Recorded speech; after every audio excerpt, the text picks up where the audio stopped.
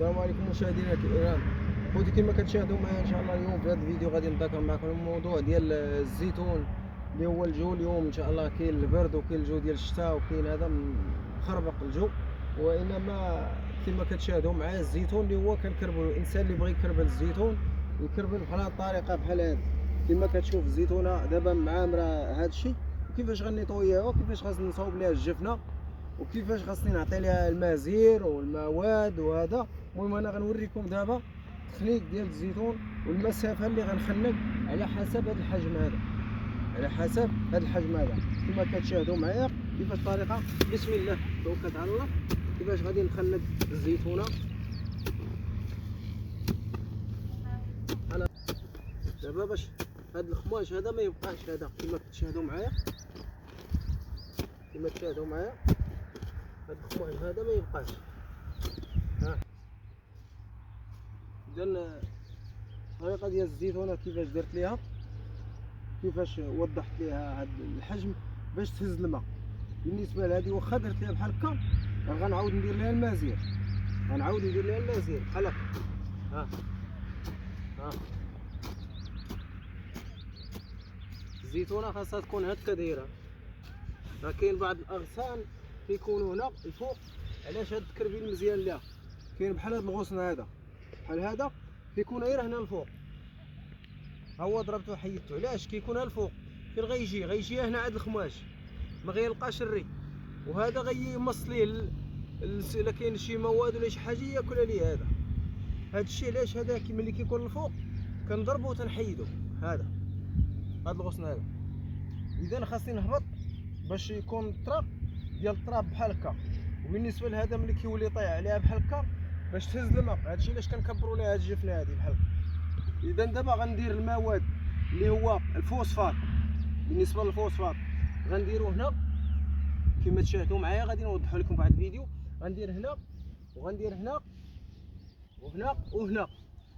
هذه بالنسبه للزيتون اللي هو قريب في الجوانب ديال الفصه.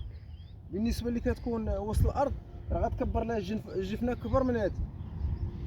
كما كتشاهدوا معايا هكا خاصني نطلع عليها هذا الشيء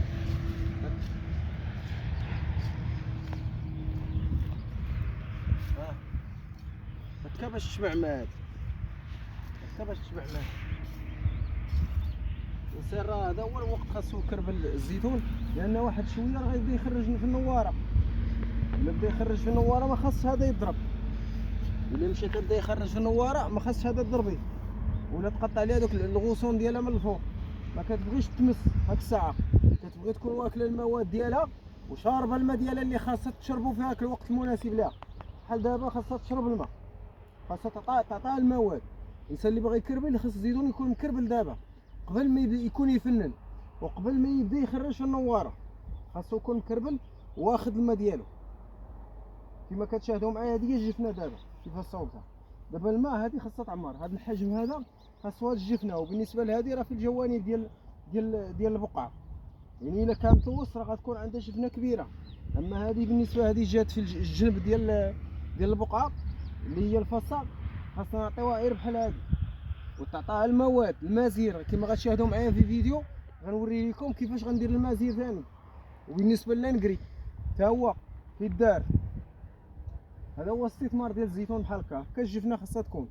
اذا اخوتي مازال ان شاء الله نوريكم فيديو اخر على طريقه الفوسفات او المزير.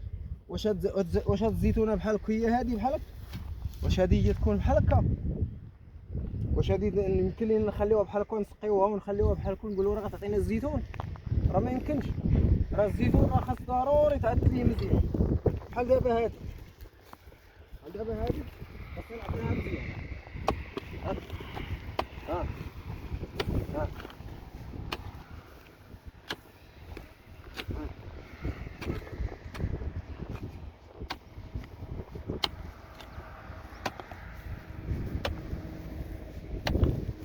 واخا الزيتونه تكون هنا راه خاصني نكربل انا حتى لهنا باش كندور لها داك سميتو باش تهز الماء. باش ما نطولش على خوتي الفيديو. دمتم بخير والى اللقاء.